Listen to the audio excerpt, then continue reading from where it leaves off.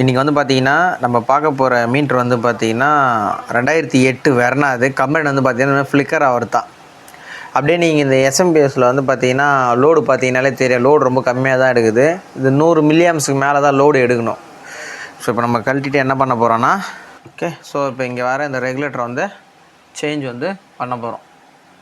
இது சேஞ்ச் பண்ணி இப்போ நம்ம கம்ப்ளைண்ட் வந்து பார்க்க போகிறோம். சொல்லிட்டோம். இதில் ஃபஸ்ட்டு பின்னில் வந்து பார்த்திங்கன்னா இன்புட் வோல்டேஜ். இந்த இன்புட்லேயே பார்த்தீங்கன்னா தெரியுங்க பாருங்கள், லோடு ஆகும் போது வந்து ஸ்டடி லைனாக வராமல் இறங்குது. உங்களுக்கு வந்து ஷார்ட்டாக வர மாதிரி காட்டுது ரெகுலேட்டரு. அதுக்கடுத்து வந்து பாருங்களேன், ரீசெட் பின்னில் பாருங்கள் பல்ஸும் இருக்குது. ரீசெட் பின்னில் இந்த பல்ஸு வந்த டேட்டா ஷீட் படி வந்து பார்த்தீங்கன்னா இது வந்து அண்டர் வோல்டேஜ்னு சொல்லிட்டு அர்த்தம். வரக்கூடிய இன்புட் வோல்டேஜ் வந்து பார்த்தீங்கன்னா ரொம்ப கம்மியாக வரதுனால நான் இந்த ரெகுலேட்டரை வந்து கட் பண்ணி ஆஃப் பண்ணுறேன்னு சொல்லிட்டு அர்த்தம். ஸோ அதுதான் இதுக்கான மீனிங். இது எப்படி வரும்னா, லைன் வந்து ஸ்டெடி லைனாக வரணும். ஸோ நான் இதை ஃபிக்ஸ் பண்ணிட்டு காட்டேன்னா அவங்களுக்கு வந்து ஸ்டெடி லைனாக தான் வந்து வருமே இது. ஓகே, ஸோ இப்போ நான் வந்து பார்த்திங்கன்னா மீட்டர் ஆன் பண்ணுறேன். இங்கே பார்த்தீங்கன்னா தெரியும் லோடு கரெக்டாக 100 மில்லியம்ஸுக்கு மேலே எடுத்துருச்சு. ஸோ இப்போ வந்து சேம் சிக்னலே வந்து பார்ப்பேன். இப்போ உள்ளே வரக்கூடிய 12 வோல்ட் வந்து பார்த்திங்கன்னா தெரியுதா, ஸ்டடி லைனு, எங்கேயுமே வந்து அந்த ஆசிலேஷன் வந்து இல்லை.